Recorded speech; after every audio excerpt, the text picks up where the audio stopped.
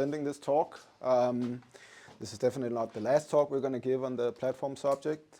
My name is Tobias. I have my colleagues Juan and Antonella with me. We've created a very colorful agenda to sort of fit the topic today, where we'll run you through the structure of our team, the goals we set out to sort of solve initially, some of the customers that we're working with, and the capabilities we produced, and the sort of the phases we mapped out and where we are and all of that. The team as such, unfortunately, everybody couldn't be here today, but right now this is roughly platform engineering plus a few satellite developers that are not directly part of the engineering team. And a bit of background, the team started June last year. I joined Novo from having spent, I don't know, 3.5 years building a developer platform at Novo called Hellman. So yeah, we like funny names. And then after a period of time, I produced a POC with some observability stuff and so on. And then I was joined by my fellow engineers, and we really started sort of trying to talk about how can we make this modular platform that we want to build. Speeding ahead to October, all of a sudden we were in production. It's the classic, the PO talked to the boss and said, yeah, good to go. So we went into production, and since then we built a lot of other stuff. So clearly the first journey into production worked, and that gave the business some what we call blood on the tooth in Danish for more stuff. Moving forward, why are we doing all of this? Or just to set the scene, well, we're doing this because we want to create golden paths that produce happy developers in Novo. We're the size of a small country. We're part of, not an insignificant part of the Danish national budget. So when we have that size, clearly there are many ways and ideas of how things should do. And the problem is that spawns variance. So what we're trying to do with the platform is reduce variance to make it easier for everyone to collaborate around a shared reality. And the reality we started in was something like this, and that is the path we're trying to traverse with the roadmap we laid out for what we're wanting to do, where we all sort of joined Novo. All of us are pretty new at Novo, you know, less than a year, something like that. So we've all felt this journey, and we decided that this could be done in a less painful way for our future colleagues, and also in the same place solve some other challenges we identified. And the idea here was that we tried to say, well, what are the challenges? How do we get people to use this platform? And then we broke it down and sort of identified a number of, how can you say, things we needed to consider in order to build an inviting platform that would essentially make our customers, which are other development teams in Novo, more productive, more happy, and less stressed. Looking at how we went about solving the challenges, we looked at our initial requirements. These are the overall requirements that Heimdall as a platform has to service. So it has to service management and tracking of repos through software templates and all sorts of weird stuff, CI/CD things, interfacing with the ADO loops and whatever build agent stuff we've got out there. We got the whole infrastructure as code bandwagon with Terraform and Pulumi and Crossplane and all the other variations of that. And then very important to us, clearly as a pharma company, security and compliance. We want to bake security and compliance into everything so that we can very quickly address situations where we are breached, because we do use a lot of open source, right? It's turtles all the way down. We can't really avoid it. And we started out actually in this end because we figured that in order to build a platform, we need to dog food our own stuff. So to build all of this complexity, we needed this initially so we could monitor what happened with our system as we grew it and changed stuff around. I mean, we have 300 plus workloads running right now. And in order to do that, we sort of set out with some architectural principles. We adopted a hub and spoke architecture.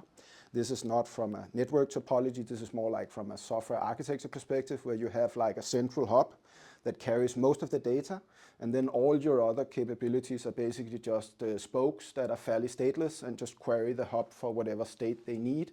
They might have minimal databases themselves just to optimize things, but that is the sort of architecture we decided for that. We prioritize stateless services. Most of our spokes are stateless.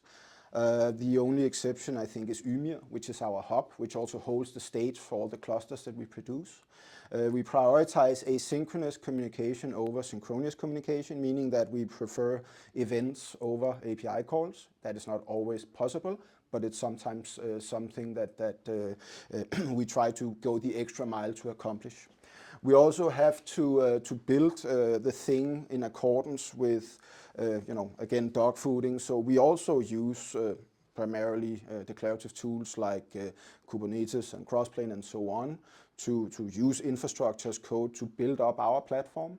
And then we also want to sort of adopt the idea of software-defined networking. So we try to have an end-to-end stack where developers can work locally with everything running on an overlay network, so everything is on one machine using Kind and all sorts of other tools. And then once your software transitions to our platform, it will still behave the same. So you have the same stability guarantees as you go through the different environments. And that obviously leads to the other principle of containerization. Everything has to be containerized. I don't care if it's your VB6 application or if it's your modern, .NET Core thing. We will find a way to drop it in a container so that we can wrap it into this stuff. We also try to adopt a zero trust architecture, and this is a little difficult in pharma because pharma is very much built around castle and moat, for those of you who understand what that means. But basically we have a big wall with a moat in front, and everything inside that is considered safe, and everything outside is considered hostile. But that is not the world we live in anymore, where supply chain attacks is the vast majority of things. And lastly, we want to do a lot of automation. And yeah, don't worry, we do have practices and principles and design patterns and all of these things along the way. We're not just trying to build some crazy house on a beach somewhere. The customers we're servicing can roughly be divided into these 5 segments. More specifically, the users of the platform are these 4 segments, because product owners, they typically just have spreadsheets with timelines and Gantt charts and stuff. And we focus a lot on the developers because they are our primary customers. The reason why we build everything we build in our platform is to make their life easier. And we try to adopt what we call a customer-centric approach to our platform. So we don't go home and imagine something that we think is cool for Novo. We try to go out and find people in Novo who have concrete problems that we can apply our principles to in order to create generic solutions for all of Novo. And this is why we work very hard on flipping, in particular, this type of customer into contributors, where Nella is working with the app hotel team, as they're called in us, which is a whole group of people who manages like front-end apps and so on, to bring them in as contributors. And then we also have some overlap with the global IT operations.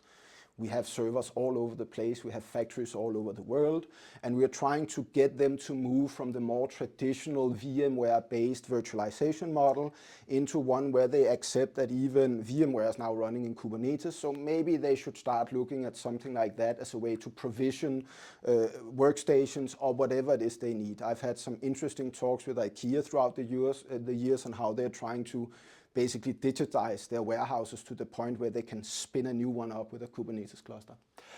So that is the state of things, and now we'll hand it over to Nella to talk a bit about where we ended up. Yeah. So where we want to end up, this is something roughly where we want to end up. And the idea behind it that we have a platform as a product. This means that we would utilize the different experts from all over Novo Nordisk to actually build services, APIs, capabilities, and in a way that they are inside of the platform so they can be reused and consumed by all application teams. What Tobias was saying, we are getting different requirements. So we are getting requirements for So we are getting requirements for like repositories, infrastructure, observability, so monitoring. And with this platform, we would lift a huge cognitive load from our application team. So they don't need to think about security by default or compliance. That is a really big thing. Also, it opens the whole like box of discoverability, where our application teams can actually now see, are there some teams in Novo on like far away corner doing the same thing that we are doing? or are they on a path of producing the same thing that we are doing or something that we can consume from them? So it opens the door for collaboration and also easier communication between a bunch of different application teams that we have. But where we are right now, so we have a Heimdall platform and we have a couple of capabilities that we produced. First one is our service broker that is Ymer. The second one is Observability-as-a-Service. Third one is our IDP, so developer platform, we call it Midgard. And the last one is security capability, and that is Nhire. And we will go through each of them one by one. So let's start with our Ymer. Ymer is a service broker, and we are using Crossplane to build control plane with Kubernetes declarative style and also API-driven configuration and management. That means that we can easily extend it by writing our own APIs and our own controllers to help teams to produce the infrastructure. If you look at this photo, what we have right now, these are our APIs that we are building. And we are providing customers clusters. So we have an option to give customers a cluster on Azure or AWS right now, and also all underlying resources that they need to actually run the cluster. It's not just like AKS and EKS. There is much more resources that goes into the whole picture of you running something on your cluster. As well, we have Argo CD. We can deploy Argo CD to the managed clusters that are created by Ymer. But we are also using Argo CD to actually deploy different capabilities to all managed resources and all managed clusters that we are producing. And one of that capability is actually security and Nhire. And Juan is going to talk a little bit more about it. Yeah, so Nhire is our security-as-a-service capability. It's the way we distribute security among all of our clusters out there. The way it works is whenever a customer provisions a cluster via Argo CD, it will go to Crossplane, and when the cluster gets deployed, Crossplane will shut it back to Argo CD, onboarding that cluster into the Ymer central Argo CD.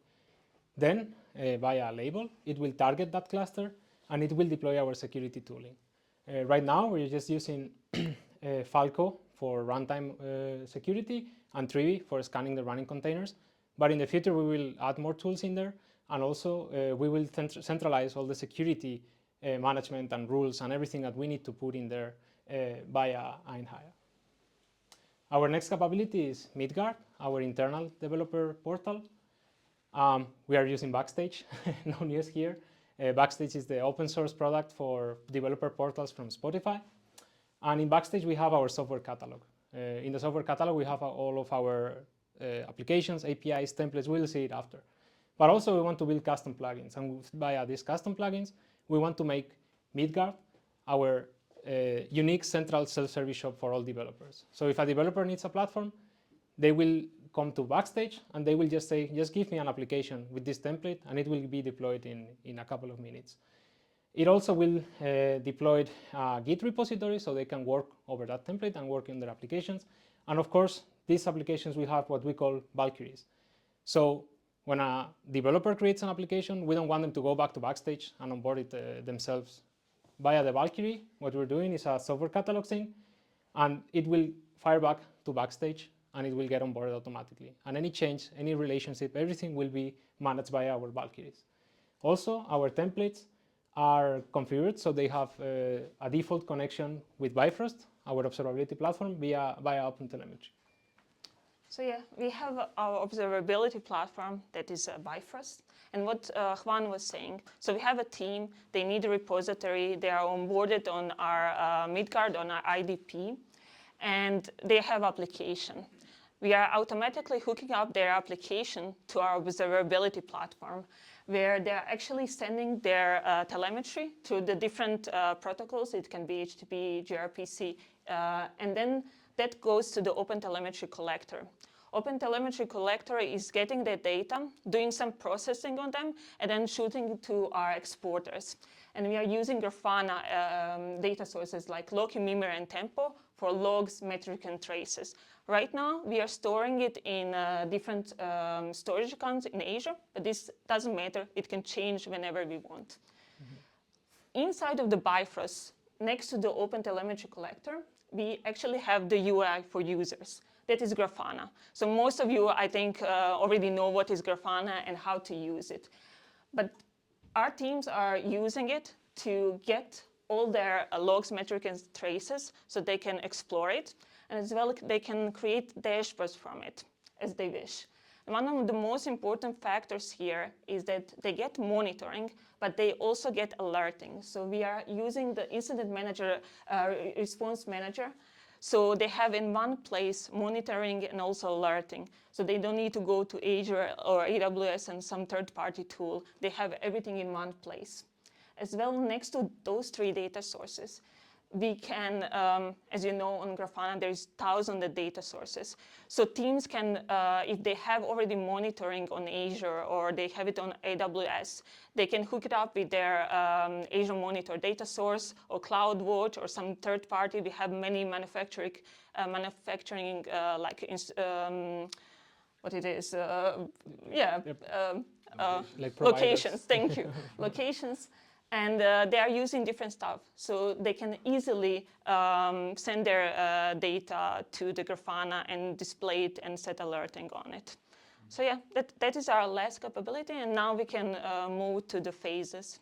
Yeah, thanks. I can give you this. Sorry, we only have 2 mics today. Next time we'll bring another one.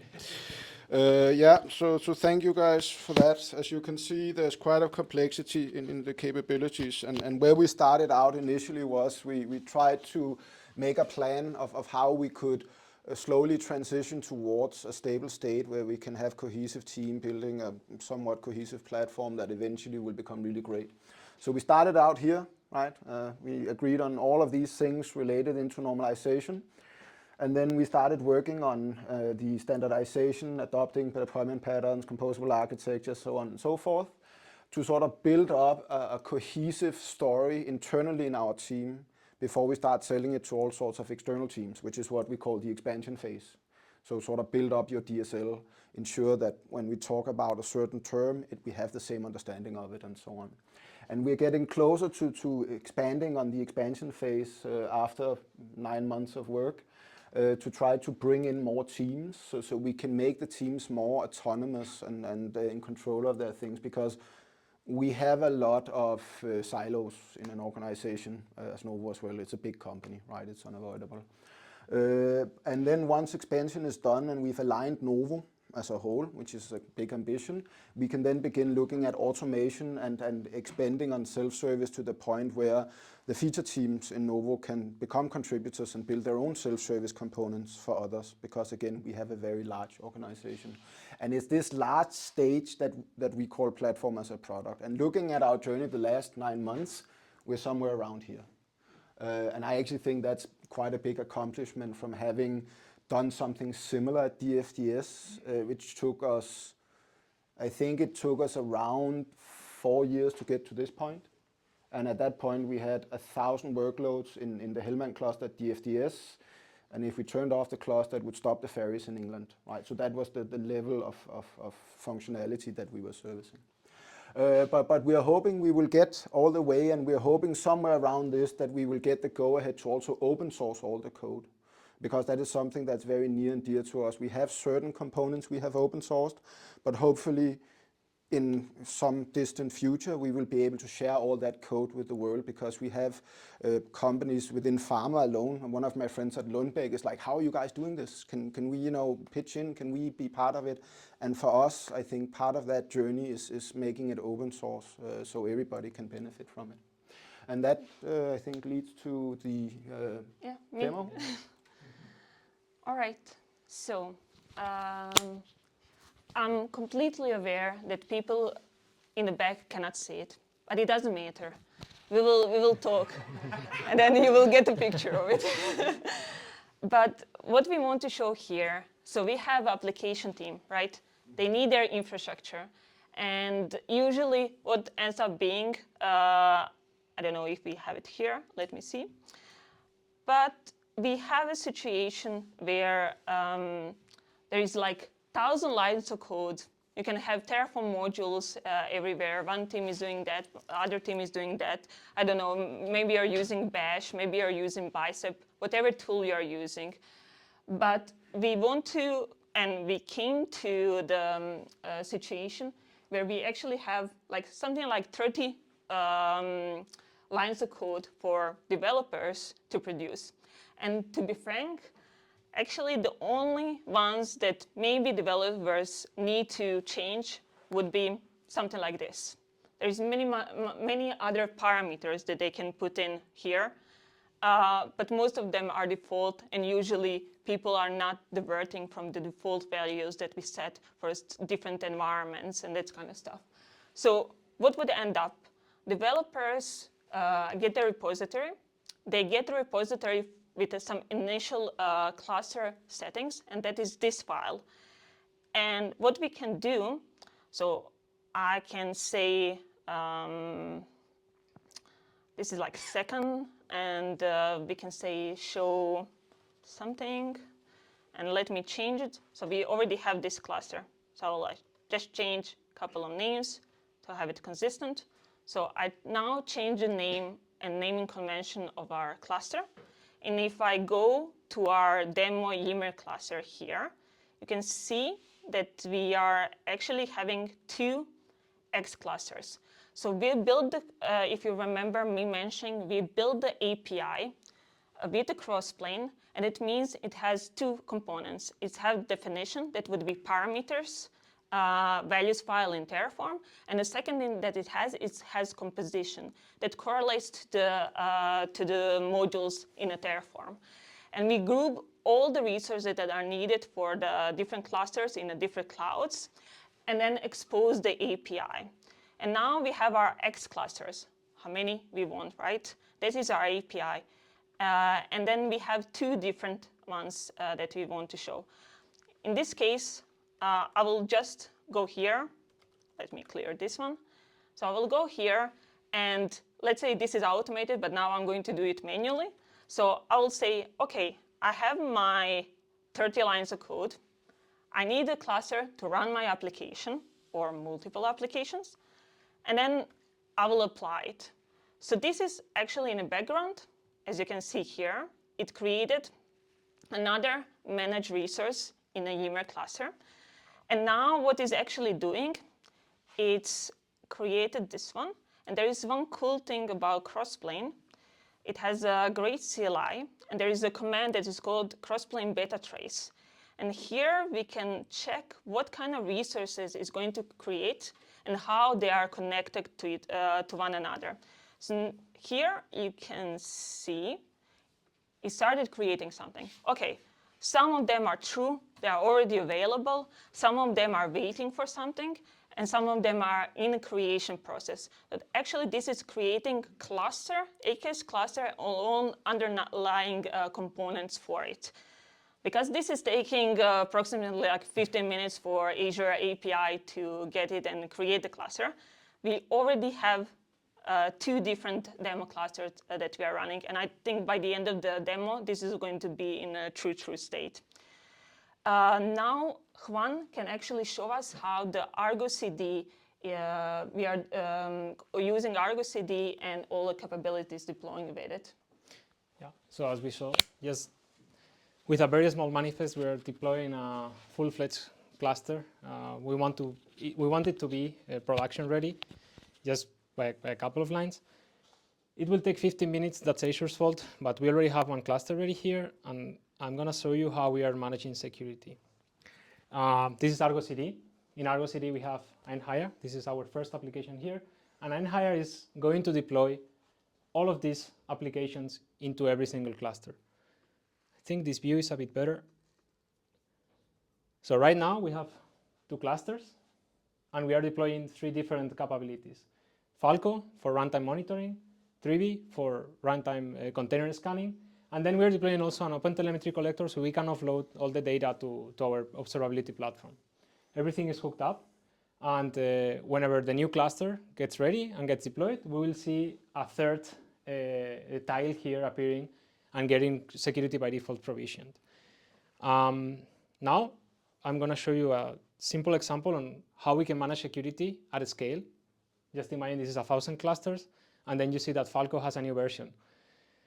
Obviously, going one by one is not funny. It could be a very tedious process. So what we achieve with einhire is that if we go to the code, let me go to einhire code, and we have a version here. We know there is a 4.3.0 version. We save it. We update it. We commit it to the repo. Of course, this should go through a testing phase, but for the purposes of the demo, I'm just going to push the changes as they come. Once the code is up, Argo CD will be monitoring the einhire repo, and I think it's every 3 minutes. It will try to sync it up just to speed things a bit. I will just hit refresh and do it manually, but this will happen every 3 minutes. I think I don't remember the time, but doesn't matter. We can see that the comment now it's update Falco Helm version to 4.3. And if I go inside, not here, here, we can see how the new Falco resources are being deployed. If you prefer a cluster view, I can show it here. We can see how the new Falco pods are being deployed. And when these pods are in a ready state, Argo CD will be in a healthy state, and we can see that everything has gone well. Also, if something goes wrong with these deployments, we have a single point for monitoring. We can see if any of our security tools is not working in any of the clusters, and we can act upon it. The next part is that once we have Falco and once we have einhire running in all of our clusters, we will also get a Grafana organization deployed, of course, with the cluster itself.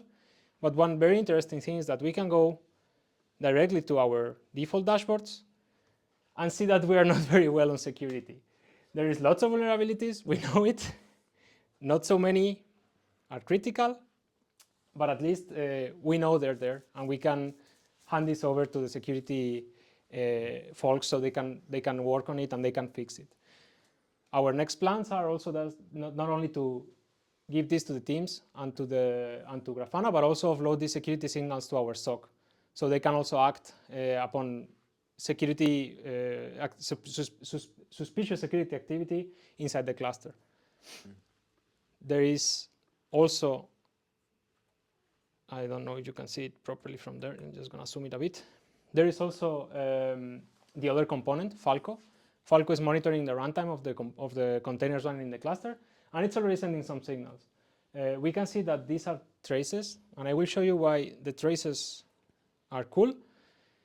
We are logging in traces all the security events, so we can see some sort of a timeline. The time of the trace is just 1 second, it's something artificial, but what is interesting here is that we can see that somebody started a suspicious activity here and it finished it here, and we can go to each trace like this and see what's going on here and what's been happening inside the cluster. So we can not only get the signals, but also see the chain of the attack, how the attack happened.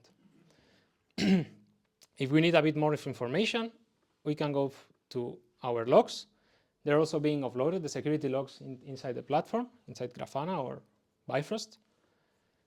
And we can just get all of our logs here. In this case, we're seeing that Azure Monitoring is dropping some binaries and it's doing some suspicious stuff. So yeah, the way Azure Monitoring works is that they just give a binary to their containers and they run like an unsigned binary. Like, it's a bit fishy, but it's being detected by Falco. And of course, with Falco, we can write custom rules. We can distribute these custom rules through einhire, and we can manage security at the scale with it.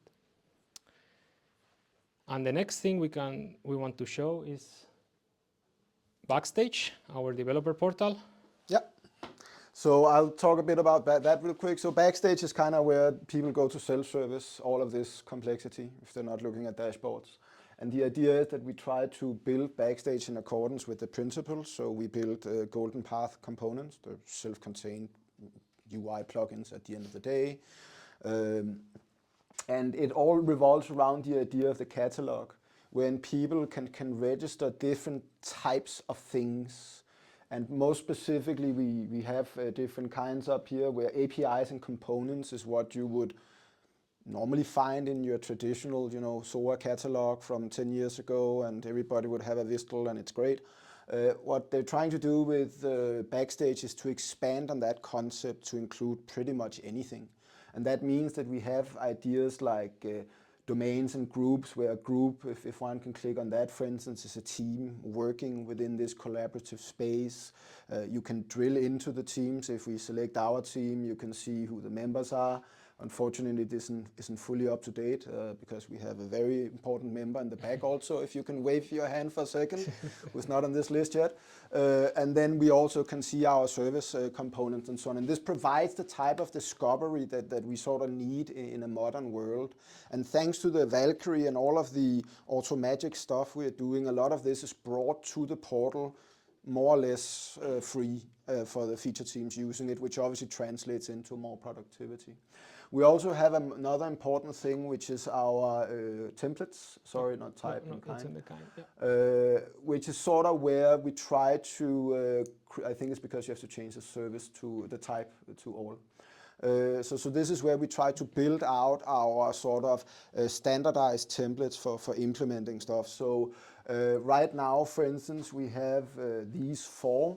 I'm currently working on a .NET-based microservice template that we use for our Valkyries and so on. And the idea is trying to find the balance where somebody will create a boilerplate solution, then we can tokenize that into a template so that anybody in this universe can print a new repo with everything they need to get started on a complex microservice with built-in telemetry or some SageMaker machine learning thing or whatnot. And especially our data scientists are very keen on this because a lot of the work they do is really around sharing small Python apps and things like that that builds up models. And they don't come from a school like us, which, we've learned to build software in a different way. They're much more, let's just sit down and inline my Excel sheet in my Python program and output a model and see what happens. And I kind of like that. That feels like the old days of web development where I started out in 1998. But yeah, so there's all sorts of things in here. And we do believe that especially the templates will become a big driver for reducing variance in our organization, because somebody convinced the world that polyglot is a good thing. I think when your enterprise gets above a certain size, that doesn't necessarily hold true anymore. There's simply too much acute technical debt, and thus that becomes a cost all of its own. If somebody leaves and they just did Elixir and you don't have an Elixir developer, what are you going to do, right?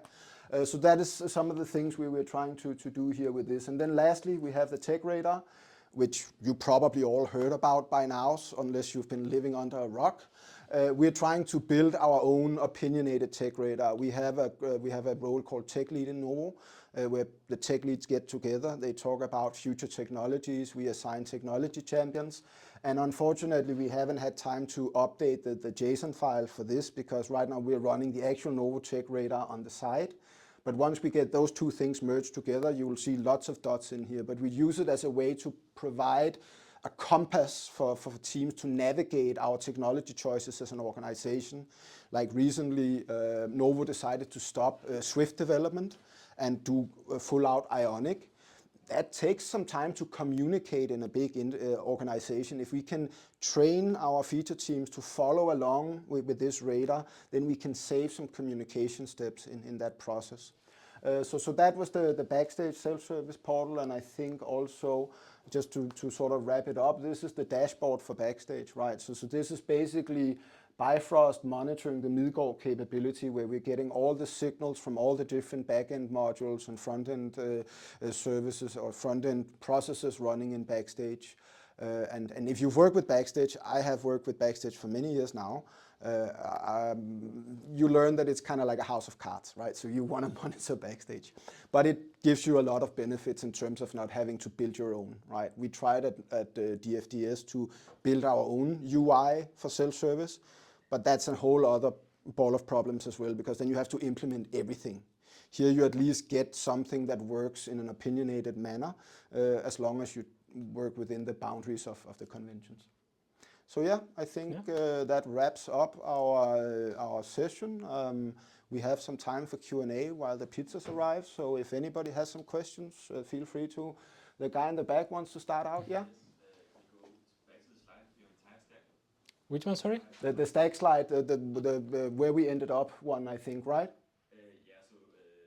Yeah, I think that's the one. This one? Go up, go up, go up. The first one Nilla did. Here. No, further up, further up, further up. I think it's that one, This right? one? No, the one Or above. this one? This one. Oh, is it the other one? Okay, cool. Sorry. So which part of this are you actually deploying for the devs, and which do you manage yourself? What is central and what is dynamic? Yeah. So the idea is that all capabilities should be something that people can contribute to. But that is a process, right? We're working on an inner source culture at Novo overall to sort of make it so that people can do that. But the way that it works right now is that we manage Ymir and Einhar and Bifrost. We have recently taken the Midgård capability and handed that over to a sister team. So that is our first customer capability, if you want to call it that. But we don't semantically really want a big difference between a platform capability or customer capability. They should be designed according to the same principles. The only reason is, or the only main difference will be in the level of system access. So a platform capability will be able to access our managed service accounts and stuff like that. Whereas a customer capability might not have the same level of security access, simply because we need to have some, some, how can you say, firewalls that we can close off in case somebody tries to do some sort of attack or whatever. So we are working a lot with the sister team here to try to refine the, how can you say, life cycle around handing over a capability, or if somebody comes in and wants to build their own capability, because essentially Heimdall is just a platform that consists of interconnected Kubernetes clusters. All the stuff you see in the boxes, they're just standalone distributed systems. You could run Bifrost in a factory disconnected from the internet. It wouldn't be part of the platform as a whole, but it would still work. And that is the approach we have with this. So we try to have what we call the outer architecture. That is the boundary of your Kubernetes cluster. And that has a public API expressed through an API gateway. And that outer architecture is sort of your contract to the world. And then we have an inner architecture. That's what goes into your distributed system, but that's typically hidden away from the world, right? So largely speaking, we can do anything with this architecture, and it provides a lot of modularity. We just add another cluster with another distributed system. Obviously, we can't just keep adding stuff if we don't get into the realm of event storming and coordination and, okay, this capability is issuing these events. And this is what I'm currently working on with the Valkyries, is like auto-generating async API and open API schemas based on the code inside the Valkyrie, so that we can easily, have one capability talk to the other one and say, what can you actually do? What events are you producing? Which events are you consuming? And this type of architecture scales very well overall if you do it the right way. So that is the journey we're on right now. Yes, sir? How do you solve ownership? Like if somebody is onboarding a cluster for your platform, is he then owning this cluster? Basically, let's say if I would have to do a Kubernetes upgrade, or the node goes down. Yeah. Who's doing that? You build it, you run it. Okay. Right. So if you're owning this, like our sister team does right now, then they do it with a degree, right? We are doing, I think all of you know that this is not simple, right? We have a lot of teams that we are bringing in who are just more used to building, mobile applications or whatnot. We're not just giving them the hell stuff and the Kubernetes stuff and saying, good luck, right? We're trying to figure out what the boundary is here. Basically, you are hiding the complexity from them. Yes, we want to reduce their complexity through abstractions. But when if something breaks, they need to, unravel this complexity again. If the composition they rely on breaks, that's our responsibility, because we own Ymir, right? And the compositions they're using goes into Ymir. So all they would do in that case is make a service ticket. And as a person who has worked with Crossplane for over 4 years now, the real complexity in Crossplane is building the compositions. But when you pay that cost, your users have a much easier time, and you gain the benefit of having a cloud agnostic service broking layer, right? So you can basically say, we're going to make the concept of a Novo database. It has 4 inputs, and tomorrow we're going to change from running the databases in Azure to running them on Linode or whatever, because we have 1,000 RDSs and Linode will give us a 30% discount.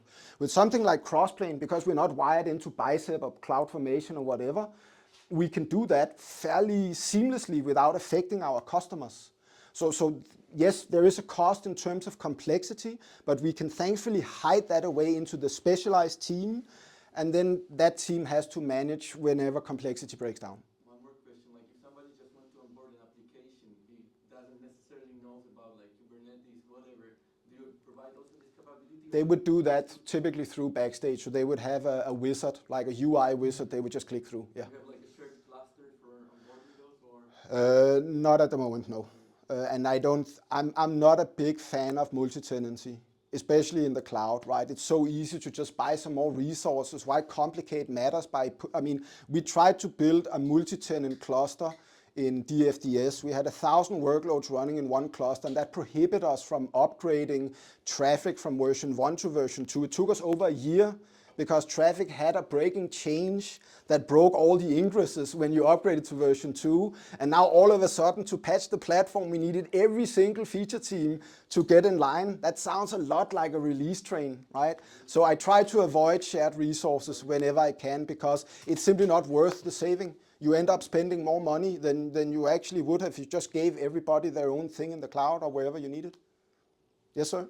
Yes, so again, I am a developer. I want to put my app somewhere. Yeah. To the platform, I get a Kubernetes cluster and then a bunch of add-ons or additional capabilities, and those get updated automatically, and you're handling the updates of those. Yeah. What about Kubernetes itself? I'm not sure if you've already answered that. I just didn't get it.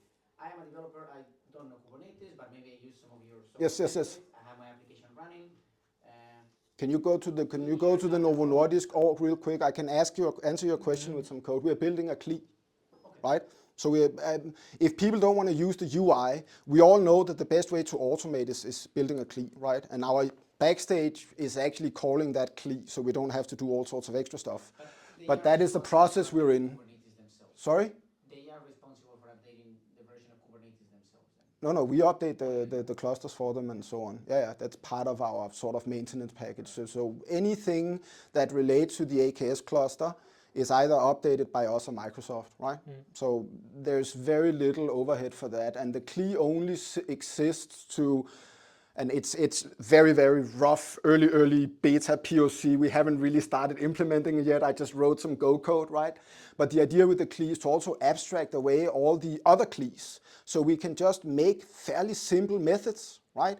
Like, I'm a developer, give me a capability or give me a software template or something like that. And then we can tie that into this internal domain-specific language that we're trying to build around our platform, so we don't get confused when I say Node.js and he says Node.js, but we mean two different things, right? Because that happens all the time in our work. It's part of building software is meeting other geeks and then agreeing that this yellow ball is actually yellow and it might fly if we throw it into the air. How is the org called? Because is this not it's GitHub Novo Nordisk open source. Yeah, but Novo Nordisk. _ open source. Like this? Yeah, something like that. Nope. Okay, never mind. I'll post a link later. Yeah, post a link later because this is not my account. I don't know how to find it. No, that's fine. But essentially, this is part of the journey also, right? Because we started out in ADO country and we're trying to get into full open source, but that requires a lot of internal process engineering and talking with managers and lawyers and stuff. But I hope it answered your question. Yeah. And then I have then that also means that you're not onboarding any existing resources onto this platform. This is creating new things that then teams use, but if I have a cluster that I was using... No, we could do that. We are trying to work with one team called Salinas, who are already running a cluster, to onboard our platform. And the goal for that is to get to a point where Salinas can take their AKS cluster offering, replace it with our Ymir thing, and then just freely flip it between AKS and Amazon for a bit to see if it still works. We want to get to the point where they can literally just come and say tomorrow, nah, we're just going to run on Amazon now, so we'll go update our Crossplane claim and then it'll figure itself out. Because the fact is, if we build our applications the right way, they won't really care, right? Yes, sir? Yeah, how are you managing Argo CD clusters? Like Argo CD as an application, is it like per cluster that you're running it and there's a centralized? I will defer that to my colleague since he's the expert on that subject. Yeah, so right now, we have an Argo CD deployment in Ymir. That Argo CD deployment is the centralized engine to manage not only Einhire, but also the clusters in the future. We want to start onboarding clusters and start using Argo CD, monitoring a repo with all of our cluster definitions. We want everything as code. And then for the customer teams, when they deploy a cluster themselves, they will have an Argo CD installation that is in that cluster that is pointing to the repo that we already provisioned. So that way they can have access to their own GitOps setup, and they can have access to deploying whatever they want in their own private environment. So those are the two ways. And the way we provision it with Ymir is just a Helm installation when we deploy the initial cluster, and then when we deploy the cluster itself, it's part of the cluster composition. So the composition we saw, it comes with Argo CD. Okay, and is a centralized Argo CD managing the versions of all the Argo CDs which are running on different clusters as well? Yeah, or yeah. It's like per cluster that you manage? Yeah, right now it's managing every version, but we can split it up if a specific version is needed. We didn't have that requirement yet, but it's possible we can do that. And second question, how did you onboard the teams, the developers into Backstage? Because I've kind of worked on it and it's always like we want this and that, and yeah. I went on a trip to Poland for 2 weeks and taught the 4.NET developers we had hired how to build Backstage stuff. So that's the current state of things. We try to stick with what Backstage does, and I've previously altered it a lot. I wrote HTTPS support into Backstage because initially they didn't think they wanted it. I was like, yeah, okay. But yeah, use it out of the box as is, and if you want to customize it, create a what's called a module extension plugin. It's part of their new backend architecture, wherein you can extend on existing plugins. And the only plugin you really want to extend on is the catalog itself, right? Because this is where people go like, oh, it would be nice if there was autocomplete in this search field, or why can't we have this in Hellman, the Backstage version, we used the DFDS. I wanted to create something like a cost view, for instance, where we could call AVS and Azure and calculate the cost of the workloads that you had running. So it's things like that, but it becomes a little convoluted with the old architecture. So I would use it as is until they are done finalizing the RFCs around the new architecture. So most of the plugins that you're using are already pre-built, so it's not. Yes, it's basically turnkey. It's very little effort to set up. If you try to make it do anything that it's not a convention, it will break, literally. And I love the Backstage guys, but I tease them a bit because I sometimes say it's for Node developers by Node developers. When I started out working with Backstage the first time, I'm a Windows guy, right? I work mainly in VSL today, but I couldn't compile or run Backstage on a Windows machine because they were simply not even considering cross-platform development back then. They've become better at that now, which makes the system more mature. But there's also security concerns in the current architecture that they're trying to also address, I think, primarily with Microsoft. So I hope that answers your question, sir. Anybody else have some questions? Yeah? I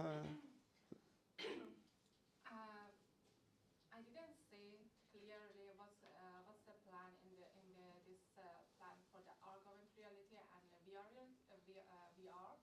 Because the phases, you mean? Yeah. Yeah. Can you go to that one?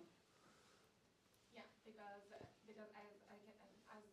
have this kind of problem with the database, because they have huge objects and database, and if we want to call them, it's also needs some connectivity programming also how we load all the objects and so on. And I didn't say anything related to this kind of thing. We don't have shared databases if we can avoid it, right? So that's the first thing. In general, in microservices, you shouldn't have shared databases. It's just going to move your problem somewhere else, right? But I would argue that if you have a situation where you have a legacy system that is somewhat convoluted and cumbersome, replace it with a CQRS facade. That's what we did with mainframes. If it works for mainframes, it works for everything else. I don't know if that answers your question, but if a system is not up to par, then you have to do something, right? And I can't say what that something is, because that can be anything from, like for instance, right now, to give you an example from our world, right now we have certain customers sending very large payloads to Bifrost, but the collector will only accept payloads of a certain size, right? So they will experience a denial of service situation in that case, and this is something we're trying to calibrate. If we have a data source inside Grafana that takes forever to load, then Grafana would probably end up throwing a 504 or something like that. But then we'll have to address that situation and start looking at what can we then do with the data source. And the problem can become really complex. We had a case in my former platform project where some of our really nice friends in Turkey, they thought it was a really good idea to start indexing customer emails with AWS Elasticsearch. And what happened is that because of all of this unstructured data, basically we can just firehose into Elasticsearch every day. We had a cluster of 24 Elasticsearch nodes that would constantly crash and reindex itself and crash and reindex itself, right? If you follow around along with the Elasticsearch debacle vis-a-vis Amazon, which now has what they call OpenSearch, Elasticsearch would say to us, well, it's because Amazon is not running their product right, and Amazon would say, no, they have a shit product. But at the end of the day, it was really also because the variation in the data formats we were providing, we weren't doing structured logging. We were just letting everybody throw whatever data into the bucket, and then at some point reality will assert itself, and then you have to figure out what you do from there. No, my question was that we right now no node is working on the augmented reality and VR. Then they have a lot of database that they are inside, and if the people coming and want to log in and want to just, for example, join some area like that, they are going to see this product, new product that is in the no notice and so on.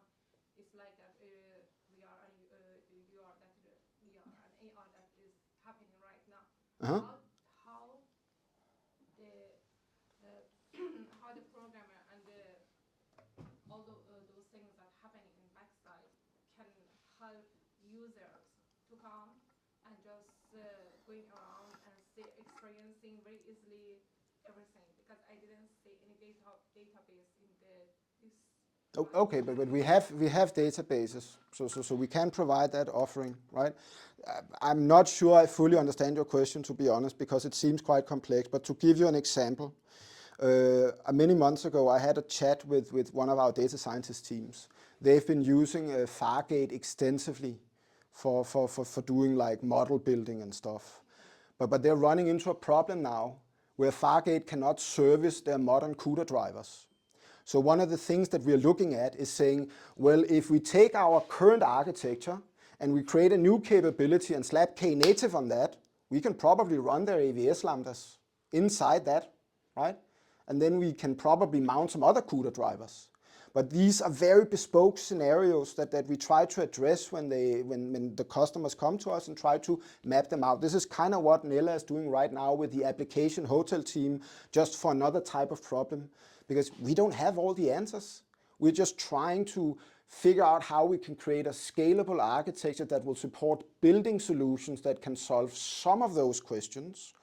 And then over time, hopefully the people we're solving the questions with or providing the answers to will themselves become evangelists and help us build this platform. Because if we have to do this on our own and provide answers to everyone, then we won't be done in my lifetime. That's for sure.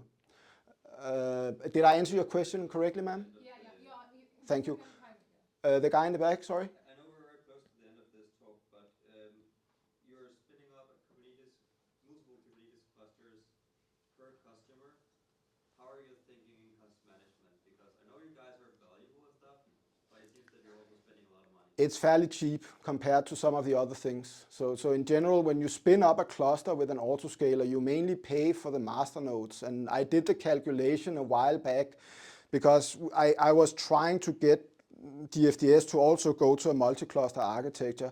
You will roughly pay $200 and something per month for 3 highly available master nodes in 3 different regions. That's all you need plus an autoscaler. There you go.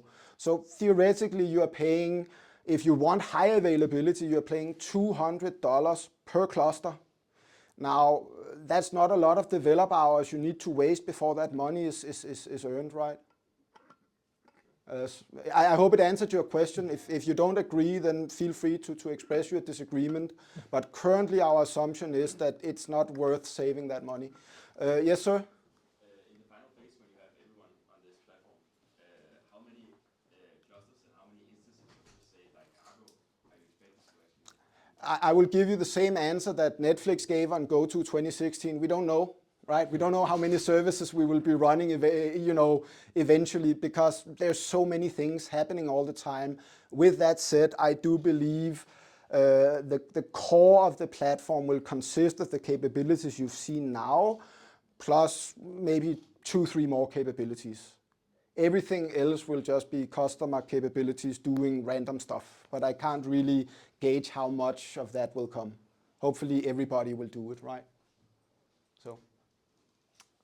I think we're on time. We did it on time? We are on time right Wow. now. Boom. Powerful. You can just address me afterwards. So, yeah. So, but thank you all for coming. And I hope that if you have questions or you want to engage in this, that you feel free on creating issues on our open source somewhere or reaching out to us or whatever, because we're really in the business of trying to drag as many people into this mess as possible.